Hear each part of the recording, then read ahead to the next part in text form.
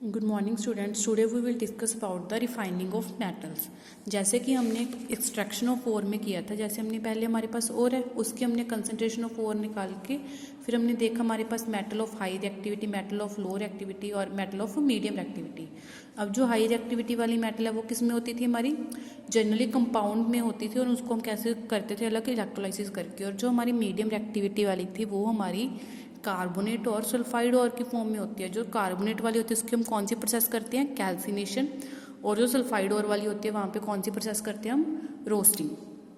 अब जब ये दोनों प्रोसेस करने के बाद हमारे पास क्या बन गया, oxide of metal. Oxide of metal के बाद में रिडक्शन करने से हमारे पास मेटल तो मिल गई, लेकिन जो मेटल क्या है वो इतनी प्योर नहीं होती, उसको फर्दर प्योरिफिकेशन हमें करनी पड़ती है। और वो प्योरिफिकेशन हम कैसे करते हैं, इलेक्ट्रोलाइटिक रिफाइनिंग से। ऐसे जो हमारी मेटल्स ऑफ लो रिएक्टिविटी है वो कौन सी और में प्रेजेंट होती है, सल्फाइड और में प्रेजेंट होती है। और उसकी हम क्या करके रोस्टिंग ही करके उसको क्या कर देते हैं हम, रोस्टिंग करने के बाद रिडक्शन करने के बाद हमारे पास क्या जाती है, प्योर मेटल आ जाती है। रिफाइनिंग करने के बाद आते हैं, क्योंकि जब हमारे मेटल ऑक्साइड से हम रिडक्शन करके निकालते हैं तो वो मेटल तो हमारे पास मिल जाती है लेकिन इतनी प्योर नहीं होती। उसको फर्दर प्योर करने के लिए हमें क्या करनी पड़ती है, रिफाइनिंग ऑफ मेटल। उसके बाद देखो इसमें से आपका इंपॉर्टेंट क्वेश्चन ये पूछ लेता है भी, जैसे आपका ये रिफाइनिंग ऑफ मेटल है, इसमें आप एनोड पे क्या लेते हो, कैथोड पे क्या लेते हो, और जो इलेक्ट्रोलाइट सोल्यूशन लेते हो वो कौन सा लेते हो, ये इसमें इंपॉर्टेंट क्वेश्चन बनता है।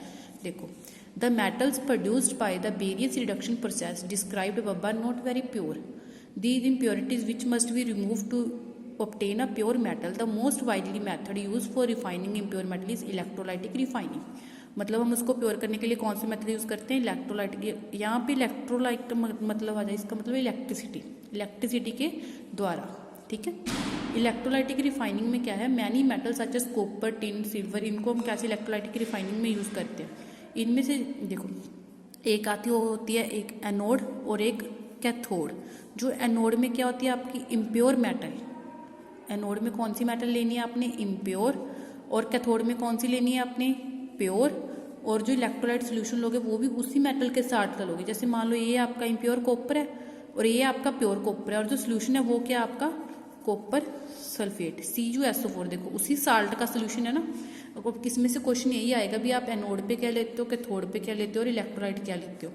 देखो in this process the impure metal is made of the anode. मतलब जो इम्प्योर मेटल है वो कहाँ पे होती है, एनोड पे। और जो the thin strip of pure metal is made the cathode, और जो थिन प्योर स्ट्रिप वाली वो कहाँ पे होती है, कैथोड पे, ठीक है। The apparatus is shown on passing the current through the electrolyte the pure metal from the metal dissolve in। मतलब जब आप इसको डिजोल्व करोगे ऐसे इलेक्ट्रोलाइट में, मतलब इलेक्ट्रिसिटी ऑन करोगे तो क्या होगा, जो एनोड से सारा प्योर कॉपर आ जाएगा वो किस में आ जाएगा, इलेक्ट्रोलाइट में आ जाएगा। फिर जो सारा कॉपर यहाँ से और यहाँ से सारा कॉपर किसके पास चला जाएगा, कैथोड के पास। Electrolyte is deposit on the cathode, the soluble impurities go into the solution. जो सोल्यूबल इम्प्योरिटीज है वो तो सोल्यूशन में चली जाएगी, वेयर एज जो इनसोल्यूबल इम्प्योरिटीज है वो सेटल डाउन हो जाएगी at the bottom of the anode which is also known as anode mud. उसका नाम क्या है, एनोड मड। देखो ऐसे यहाँ पे ये दिख रहा है ना, ये जो सारी क्या थी, ये इनसोल्यूबल इम्प्योरिटीज वो कहाँ पे, एनोड। यहाँ पे आप एनोड और कैथोड, एनोड होता है पॉजिटिव वाला और कैथोड होता है नेगेटिव वाला। ऐसे ही हमने एक किया था कैटाइन और एनाइन। जो कैटाइन था वो था पॉजिटिव चार्ज, है ना। यहाँ पे उल्टा है, कैथोड कौन से वाला है, नेगेटिव वाला, और एनोड कौन से वाला है, पॉजिटिव वाला, ठीक है। ये सबने अच्छे से ध्यान से रखना है।